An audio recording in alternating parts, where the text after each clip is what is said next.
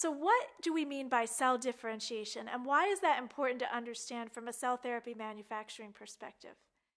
The concept of cell differentiation simply means that cells are able to take on different functions, specific functions, that can be influenced by the external environment and can be influenced in the human body. So for example, you can take a cell that has a multiplicity of potential functions, such as a stem cell, and under certain cues, that stem cell might become a nerve cell, or might become a red blood cell, or might become a smooth muscle cell. And that potential to take on different functions is something we need to understand so that we can influence it in a manufacturing environment. One of the ways to understand that is hearkening back to the developmental biology processes from which we all originated. So we each came from an egg cell and a sperm cell being combined.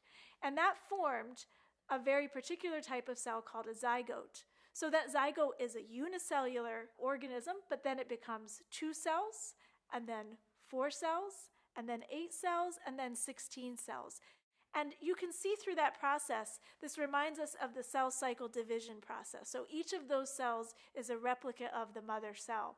But after that 16-cell stage, we actually start to take on a slightly different arrangement of the cells, and we call that the blastocyst. You can see that the neighbor-to-neighbor distance among the cells, their actual organization is varying.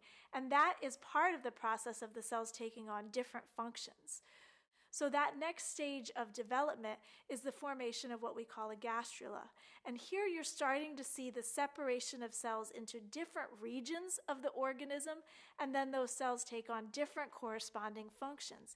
This is that process of differentiation, where you can see within the gastrula that the cells differentiate. For example, the outermost cells, we call those the ectoderm, and those will give rise later on to features such as skin cells and hair cells.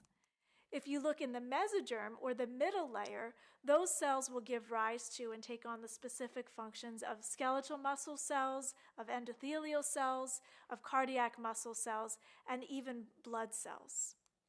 And then finally, if you look at the endoderm, or that internal layer, these are where the cells of your organ linings and certain soft tissue organs come from.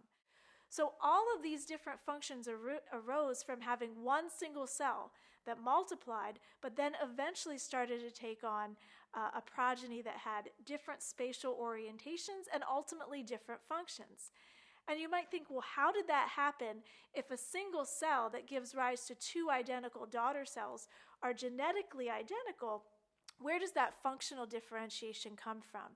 And here it's important to recognize that cells are very sensitive to their environment, whether it's in the body or whether it's in the culture environment.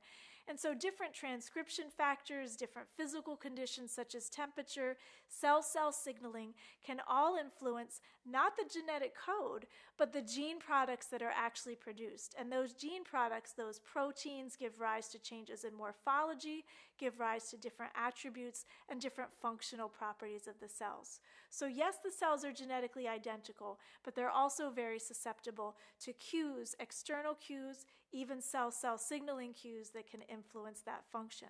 So that one cell under a certain set of cues could become a nerve cell, and another cell under a different set of cues could become an epithelial cell. So you could have a nerve cell and a skin cell, all originating from cells that had identical genetic code.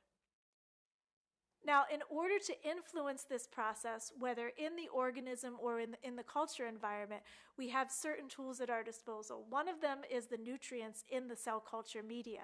So differentiation is influenced by glucose, or the amount of sugars and the types of sugars available to the cell, as well as growth factors. And these are classes of proteins, molecules, cytokines that can actually affect what functions the cell takes on by affecting which genes are expressed when. So what have we learned here in the context of cell differentiation? First, we know what it means for a cell to differentiate. It just means that the cell takes on different functions. And more importantly, those functions are influenced by the cell culture environment. This comes from our understanding of cell developmental biology, and it comes from our understanding of how to manipulate the culture environment. And that's key to the production of cells that have particular functions or phenotypes that can lead to the therapeutic outcomes of interest.